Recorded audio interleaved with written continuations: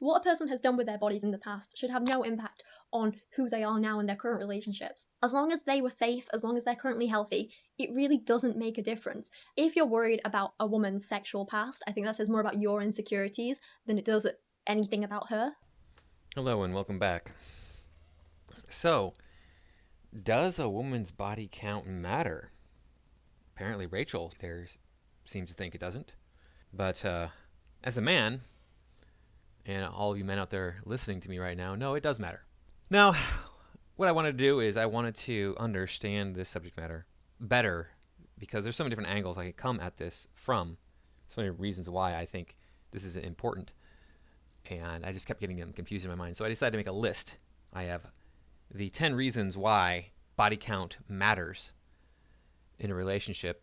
And if there's other ones that I don't have on this list, please let me know in the comments. I want to know what you guys think about this, whether I'm on the right track, whether I covered all my bases.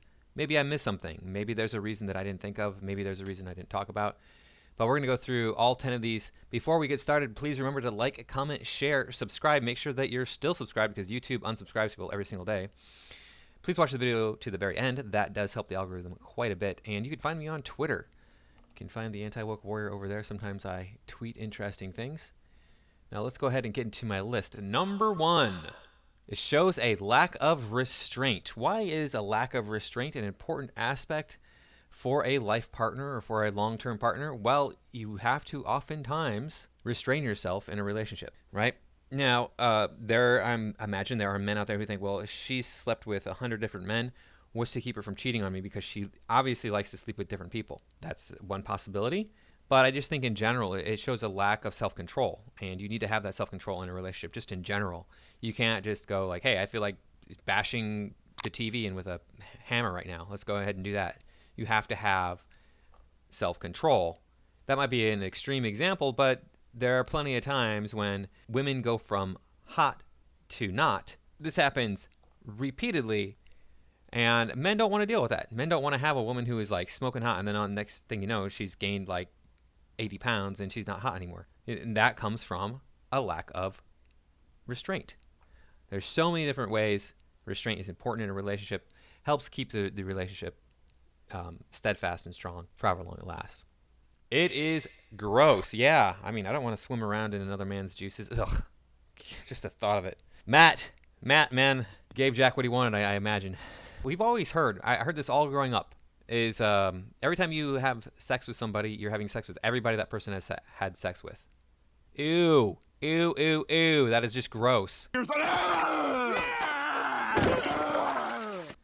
I do not want to be having sex with some dude. So just the thought of that. I mean, and that is like super hyperbolic, by the way. That's not how it works. But just the notion of that. And even if it's you're having sex with everybody else that she's had sex with, like metaphorically, that's wrong. But the idea that she's just, got other men swimming around in there, has had other men in there. Ugh, no. I don't want that other man stuff around me. So springboarding off of that one, number 3. What makes it special? You're going to go into this relationship, this monogamous long-term relationship. That says, hey, there must be something special about having sex if we're only going to be committing to do this with each other. But if she's already done it with 100 different people, 1,000 different people, 5,000 different people, why have that commitment? It doesn't make any sense. There's nothing about the situation that makes it in any way unique or even out of the ordinary, because she's already done this thing with however many men, dozens of men. I dread to think about the numbers that these women rack up. It's easy for them. They just can show up. I mean, we all know this. They can just show up and they get numbers. Number 4. We talked about this previously with number 1. Are they more likely to cheat? Well, there was the studies that we've seen that women break their pair bonding mechanism. The more men that they have sex with, the more partners they have, they break down their pair bonding mechanism. They can't pair bond anymore, or at least they can't pair bond successfully. I don't know if that's true. I mean, I'm suspicious of those studies. I'm skeptical of them.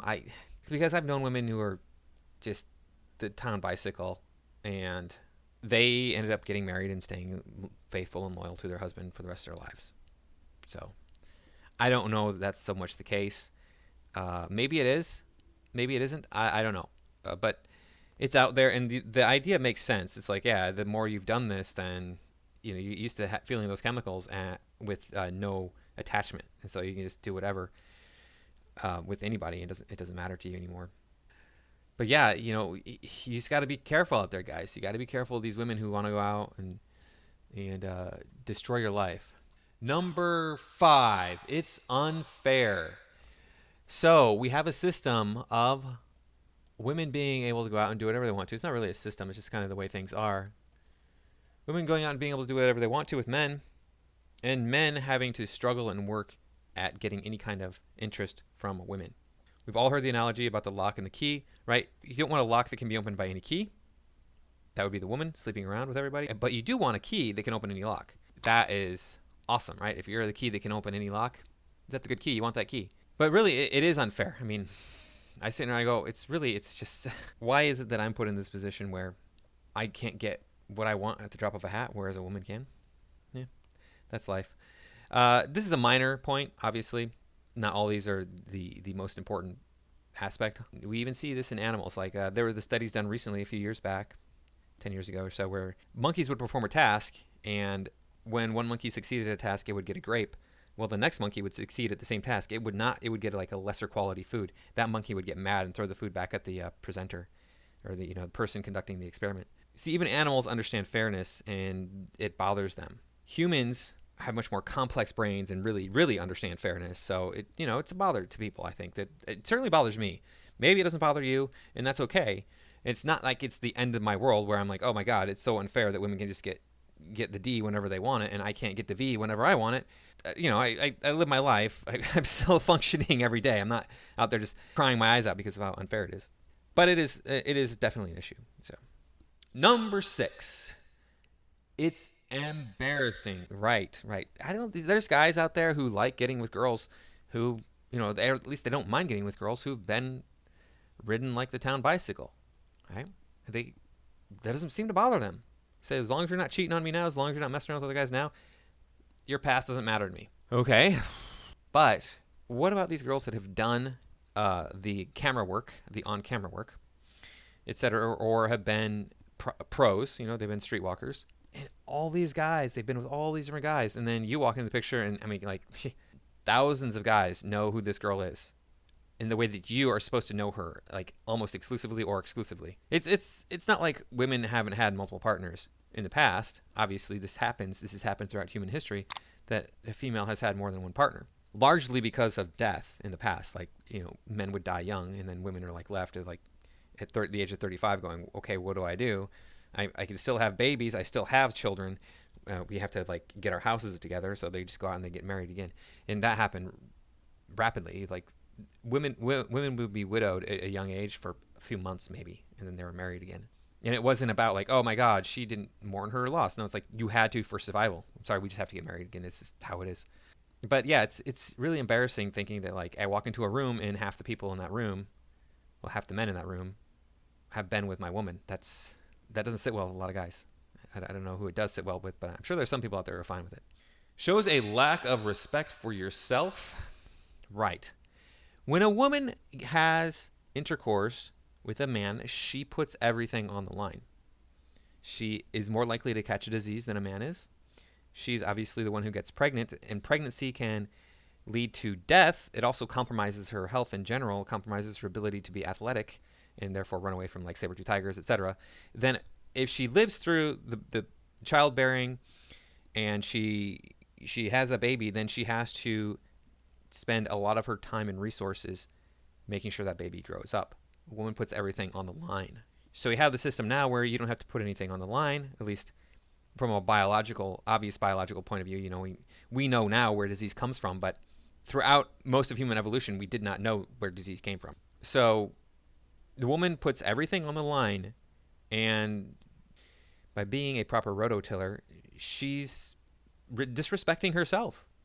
If you get pregnant, it's a big deal. It's not like it's, oh, look, millions of women have been pregnant before me, so it's no big deal. No, I mean, millions of women have died from pregnancy. So It's not like it's nothing. So number 8, taking advantage of a backward system. What are you talking about on here, Warrior? What are you, crazy? No, the welfare state exists. Now, it does not exist to allow women to be the town bicycle, but that's what it's evolved into. Women can go out and be as promiscuous as they want to. They can have Chad's baby. They can have Tyrone's baby. They can have Chad and Tyrone's baby at the same time. Whatever kind of combination you want to get into. They have all the babies from all the different T-rashes, as Aaron Clary likes to call them. And what do they get in the end? Oh, they get the government, daddy government, taking my money away from me and giving it to these women who are irresponsible. I'm all for welfare. I understand it. It's a necessary evil. If the husband, if the breadwinner is taken out of the picture somehow, accident, illness, death, all those different things can take the breadwinner out, and then a person is stuck being a single parent trying to raise who knows how many children. Yeah, I agree. We should support that instead of letting them live on the streets. But it's just become this way to be nonchalant. Oh, it doesn't matter. I'll just live off the government. It's fine if I get pregnant. Ridiculous BS. It should not happen. Thank you, feminism. Number 9. Is it preemptive cheating? I mean, what's the difference between doing it beforehand and then doing it while you're in a relationship? There's only one difference, and it's just like a difference in word only. I give you my word I won't do this. Oh, you did it. Oh, you liar. No, that's it. Okay, well, if you did it before, it's the same thing. I mean, this is logistically the same thing. You were doing this before with all these different Chads or whatever, and now you want to do it in our relationship. To me, it's like, okay, you've been around? Nah. You don't need to be around me with any of that. You've already had all your fun, gotten it out of your system. Oh, so now it's okay. No. That's hypocrisy. You don't get to go and have your cake and eat it too. Now, people, you might be saying at this point, well, what about men? Men can go out and be with as many women as they want to, and it doesn't affect their relationship. Why is that fair? How is that fair? How is that not preemptive cheating? In my personal opinion, it is. I don't think that men should be out there sleeping around with every thought that comes along. But that's not the scope of this video at this point. So we have one left. What is it? Number 10. Biologically, it's a man's imperative to be with a virgin. There you go. That's the last and final one. This is the biological drive. Men are trying to spread their seed. Men want to be with women who do not know other men, because then they can ensure that is their child being born out of that woman. Because a woman knows. A woman knows if she gets pregnant, it's her kid. It hasn't been until very recently in human history that we've been able to put another woman's baby into a different woman. We can take one woman's egg and put it into a different woman, and then she gets pregnant, has somebody else's baby. That's a new thing, right? All throughout evolution, that has not happened. And so men had to know. Men needed to know, look, this is my baby in here. The way to know that is women have a telltale sign when there are virgins, the hymen. Now, you might be going, oh, yeah, whatever about that. I don't care about that. That's not reality. That's only like 1 in 10 women have that. No. The study that I read on this subject matter, which I don't have a link to because I read that study over 20 years ago, they examined well over 1,000 newborn baby girls. All of them had a hymen. Every single one of them. I'm sure there are some girls who are born without one, because there are some girls who are born without a finger or a toe. These things happen. We're born without body parts on occasion. So there's probably some girls out there who have been born without one, but that is by far the exception from what we've seen. That is there to indicate that she is a virgin, so that you know that is your seed going into her, and that she's going to have your baby. That's how that evolved. That's my understanding. Maybe I'm wrong. Maybe you're a biologist out there, an evolutionary biologist, so maybe you know more than I do. And let me know in the comments if I got anything wrong. But that is my list of 10 reasons why being a proper rototiller. If you don't know what a rototiller is, look one up. I grew up tilling fields, so I know, tilling gardens. But that's why being a rototiller is unappealing to men. Thank you for watching. Please remember to like, comment, share, subscribe. Make sure that you're still subscribed, and I will see you in the next video.